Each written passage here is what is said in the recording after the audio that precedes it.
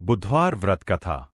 एक समय किसी नगर में एक बहुत ही धनवान साहूकार रहता था।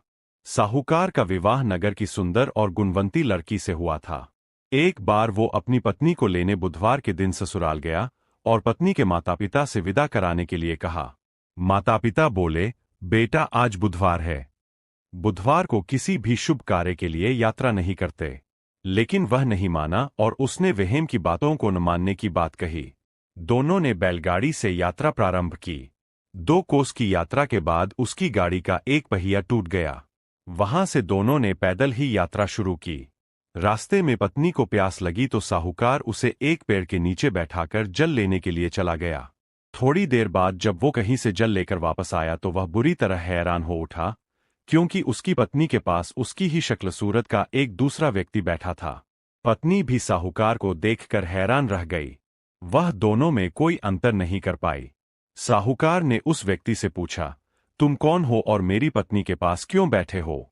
साहूकार की बात सुनकर उस व्यक्ति ने कहा, अरे भाई, यह मेरी पत्नी है। मैं अपनी पत्नी को ससुराल से विदा कराकर लाया हूं, लेकिन तुम कौन हो जो मुझसे ऐसा प्रश्न कर रहे हो?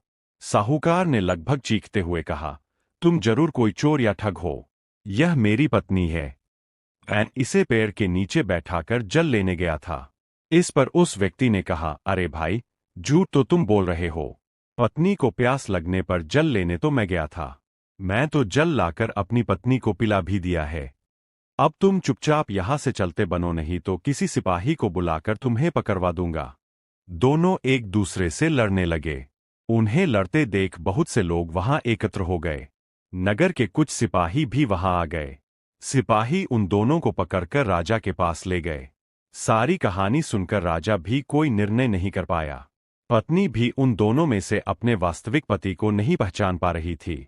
राजा ने उन दोनों को कारागार में डाल देने को कहा। राजा के फैसले को सुनकर असली साहूकार भयभीत हो उठा।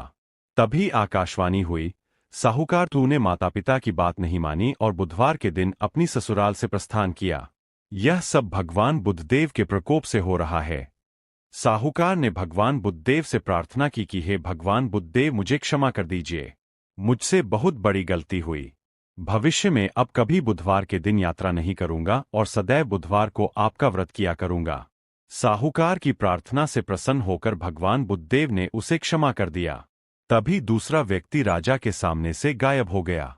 राजा और दूसरे लोग इस चमत्कार को देखकर हैरान हो गए। भगवान बुद्धदेव की अनुकंपा से राजा ने साहूकार और उसकी पत्नी को सम्मानपूर्वक विदा किया। कुछ दूर चलने पर रास्ते में उन्हें बैलगाड़ी मिल गई। बैलगाड़ी का टूटा हुआ पहिया भी जुड़ा हुआ था। दोनों उसमें बैठकर नगर की ओर चल दिए। साहूकार और उसकी पत्नी दोनों बुधवार का व्रत करते हुए आनंदपूर्वक जीवन यापन करने लगे। भगवान बुद्धदेव की अनुकंपा से उनके घर में धन संपत्ति की वर्षा होने लगी।